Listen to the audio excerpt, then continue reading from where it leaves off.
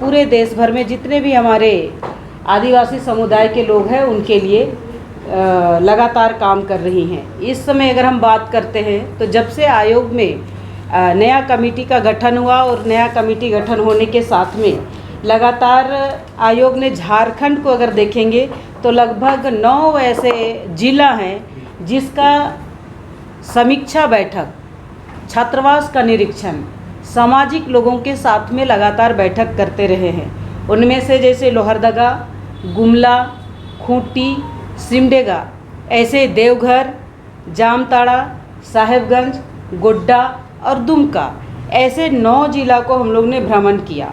आज आपके सामने में पूरी तरह से एक पत्रकार वार्ता करने के लिए बाध्य होना पड़ा, क्योंकि जो विषय संथाल परगना की है वो आप तक नहीं पहुंच पाती है। आज मैं बहुत ही हृदय विदारक बात भी आपको बताना चाहती हूं, और जिस तरह से संथाल परगना जल रहा है यह भी मैं बताना चाहती हूं। और संथाल परगना का जलने का कारण भी है कि पूरी तरह से साहेबगंज, गोड्डा, पाकुड़, दुमका, ऐसे जो जिला है कहीं ना कहीं डेमोग्राफी का परिवर्तन दिखाई दिया है। आयोग जिस तरह से आम व्यक्ति से सामाजिक लोगों के साथ में बैठक करके और जनता के आवाज़ को सुनी है, साथ ही छात्रावास का निरीक्षण किया है और जिला प्रशासन के साथ जो बैठकें हुई है उस बैठक में सारे विषय सामने आए हैं। उन विषय को मैंने आपके सामने में रखा है, और इसलिए इस विषय को रखते हुए मैं बहुत कह सकती हूँ कि साहेबगंज में जब मैं गई और वहाँ जब देखा है तो कई ऐसे ब्लॉक हैं जिस ब्लॉक की मुखिया बेटी तो आदिवासी है पर उनका पति बांग्लादेशी घुसपैठी यानी रोहिंग्या मुसलमान है, और ये कहीं ना कहीं वहाँ का डेमोग्राफी को चेंज किया है। मैं साहेबगंज के बारे में आपको बताना चाहती हूँ। बरहेट प्रखंड का बरहेट संथाली उत्तर, बरहेट का कदमा पंचायत, बरहेट का गोपालडीह पंचायत, ये 3 पंचायत जहाँ की बेटियाँ हमारी मुखिया है आदिवासी लड़की, लेकिन उनकी शादी मुसलमानों के साथ हुई है और उनके नाम से ज़मीन जगह सब ले करके कहीं ना कहीं डेमोग्राफी चेंज किया है। उसी तरह से मैं साहेबगंज का और एक प्रखंड है उधवा, जिनका पंचायत है दक्षिण बेगमगंज, वहाँ भी हमारी बेटी आदिवासी बेटी मुखिया है पर उनका पति मुसलमान है। उसी तरह से राजमहल का लखीपुर ऐसे पंचायत है, लखीपुर पंचायत में भी बेटी हमारी आदिवासी मुखिया है पर उनका हस्बैंड मुस्लिम है। ऐसे बड़हरवा का सतगाछी, मधुआपाड़ा और मयूरकोला, ऐसे 3 पंचायत है। तीनों पंचायत में हमारी बेटियां मुखिया है पर उनका पति मुसलमान है। प्रेस कॉन्फ्रेंस था, वही रोटी बेटी और माटी का ही सवाल है। मैम, आपने बताया कि संथाल क्षेत्र में और बाकी जिलों में, रांची में भी तो यही मेयर भी रही हैं जी। मैं आपको बताऊं, रांची में आपका मांडर का क्षेत्र चले जाइए, आप गुमला में भीखमपुर जो है उनमें चले जाइए, तो यहाँ भी इस तरह का स्थिति है। मैंने इसलिए उदाहरण दिया कि 40 से लगभग 30 से 40% डेमोग्राफी ख़त्म हो चुका है। मैं इतना ही नहीं, मैं वहाँ के लोकल मुसलमान लोग भी आयोग के पास आके मिले और वो भी बहुत परेशान हैं। इसलिए कहीं ना कहीं डेमोग्राफी चेंज होती है। उन्होंने कहा कि हमारा हक और अधिकार को मैडम मारा जा रहा है और इस पर ज़रूर कार्रवाई होनी चाहिए। तो इसलिए मैंने इस बात को आज आपके समक्ष रखने का प्रयास किया है। जिस तरह से अभी आदिवासियों को बात को दबाने के लिए नेहा जी ने जिस तरह से बयान दे दिया, बिहारियों से तुलना कर दिया बांग्लादेशियों का, इस पर भी आयोग कुछ संज्ञान लेगा? देखिए, आयोग कहीं ना कहीं आदिवासी का संरक्षण और उनका सुरक्षा, उनका न्याय दिलाने के लिए खड़ी है। और आयोग को जब भी कुछ ऐसा विषय आता है तो आयोग तुरंत में स्वतः संज्ञान लेती है और उस पर आवाज़ उठाती है। आज भी जो पाकुड़ का घटना हुआ, आपके ही किसी ना किसी कॉलम में ही आया, प्रेस और मीडिया के माध्यम से, वो हमें मिला है और उसी को संज्ञान में लेते हुए आगे जो एक कदम उठाएंगी तो आयोग स्वतः पाकुड़ जाकर के इसका पूरा निरीक्षण करेगी। आयोग का क्या अगला स्टेप होगा? आयोग जाएगी, वहाँ जांच करेगी और किसी ना किसी एक स्वतंत्र एजेंसी को भी हम निर्देश कर सकते हैं और वहाँ का डेमोग्राफी चेंज के बारे में पूरा जानकारी हासिल कर सकते हैं। इस मामले में कोर्ट में भी कार्रवाई चल रही है। इसी को 9 सदस्य टीम पे भी कमेटी भी बनाई गई है, क्या इस सब मामले को कोर्ट में भी आप लोग लेके जाएंगे? आयोग स्वयं में एक कोर्ट है, आपने पढ़ा सुना होगा, हमने कहा कि जो अपना दीवानी न्यायालय का सभी शक्तियाँ आयोग को प्राप्त है, वो अपने अनुसार काम करती है। आयोग का खुद का एक कोर्ट लगता है, और जैसे आयोग का कोई भी मेंबर कहीं भी बैठता है तो स्वयं में एक न्यायालय ही होता है, कोर्ट होता है। क्या आयोग जो है महामहिम राज्यपाल और मुख्यमंत्री को इस संदर्भ में सूचित की?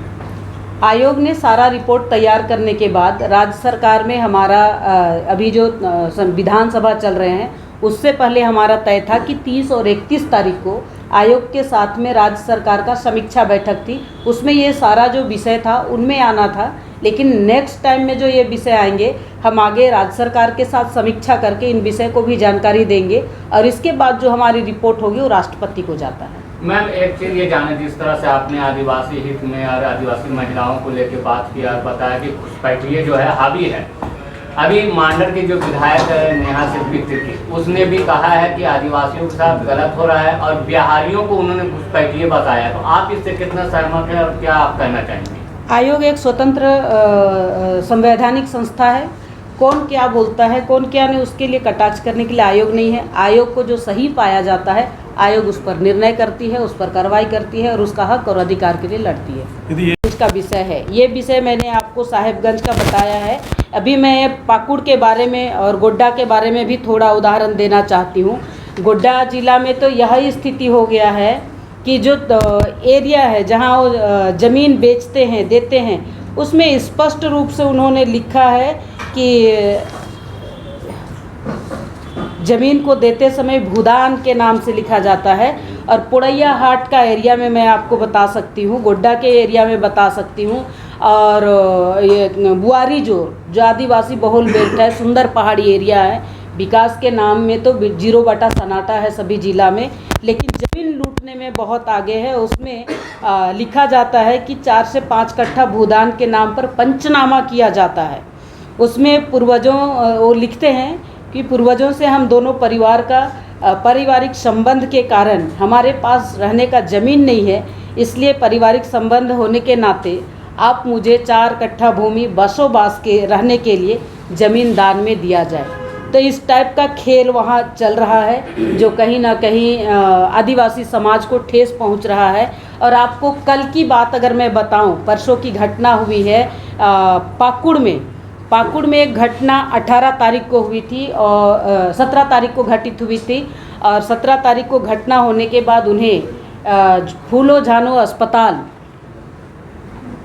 दुमका में ट्रीटमेंट कराया जा रहा था। उसी समय मैं 21 तारीख को दुमका पहुंची, और उस समय का मैं आपको बात बताना चाहती हूं कि जो पाकुड़ का महेशपुर प्रखंड है, महेशपुर प्रखंड का गाय बांधा गांव है, उस गांव में 18 तारीख को एक आदिवासी भाई बाहर कमाने गए थे और आके जब देखते हैं गाय बांधा में अपने ज़मीन पर, तो एक मुस्लिम परिवार ने उनका ज़मीन को पूरा कब्जा करके कंस्ट्रक्शन का काम कर रहे थे।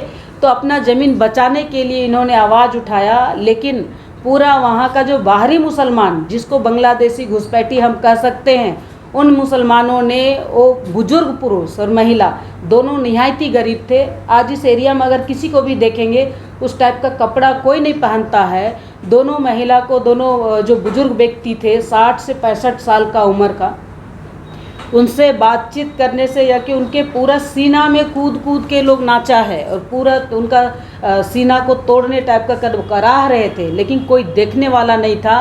पाकुड़ में किसी तरह का उनके पक्ष में कोई एफआईआर नहीं हुआ, और दोनों परिवार के साथ उनकी बहू थी, उनका पूरा कपड़ा को फाड़ दिया गया, लेकिन एट्रोसिटी जैसा कोई यानी कि कोई केस नहीं लगा। जब हमें पता चला तो हमने पाकुड़ एसपी प्रभात कुमार को फ़ोन किया, फिर जो आईजी प्रमंडल है क्रांति जी, उनसे हमने बातचीत किए, तब जा कर के उनकी व्यवस्था बनी, उनकी एफआईआर लिखी गई और उनको उनका घर तक पहुंचाने के लिए व्यवस्था बनाई गई।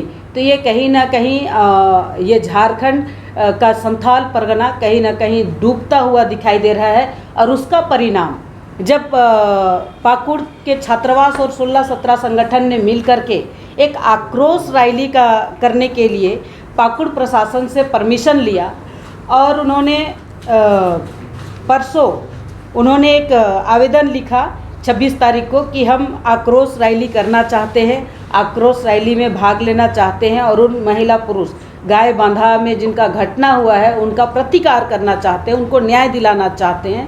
तब पुलिस ने आधी रात 12:30 पर छात्रावास में धावा बोलते हैं और 10 से 12 लड़कों को बुरी तरह से पीटा जाता है, आदिवासी लड़कों को। और आज तक पाकुड़ पुलिस ने उन आदिवासियों के हित में कोई भी एफआईआर नहीं किया, लेकिन पुलिस के माध्यम से आदिवासी 100 लड़कों के ऊपर में क्रॉस एफआईआर किया गया है।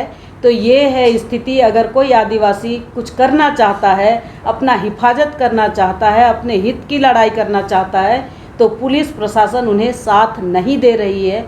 तो ये कहीं ना कहीं आयोग के संज्ञान में भी आया, आयोग ने देखा है और अभी तुरंत में आयोग ने वहाँ के जो एसपी है और डीसी है उनको अभी तुरंत में एक नोटिस जारी कर रहे हैं और 1-2 दिन में पूरा आयोग, राष्ट्रीय जनजातीय आयोग का पूरा टीम पाकुड़ जाएंगे, इस विषय को पूरा निरीक्षण, गहन निरीक्षण करेंगे और उस पर कार्रवाई करेंगे।